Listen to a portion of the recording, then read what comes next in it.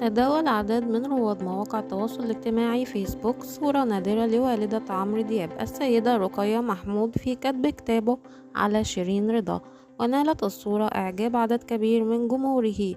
على السوشيال ميديا، خاصة وأنها صورة نادرة لها بالألوان، حيث أن معظم صورها التي تم تداولها من قبل أبيض وأسود. بعد غياب طويل دام لمدة 12 عاما للفنان الكبير عمرو دياب، عاد ليحيي حفلا استثنائيا، وجاء هذا الحفل بعد استعدادات أمنية مشددة لضمان أمان الحضور وسلامة الحفل، وتم تأمين كافة الشوارع المحيطة بمكان الحفل، مما أدى إلى إغلاق أهم شوارع بيروت.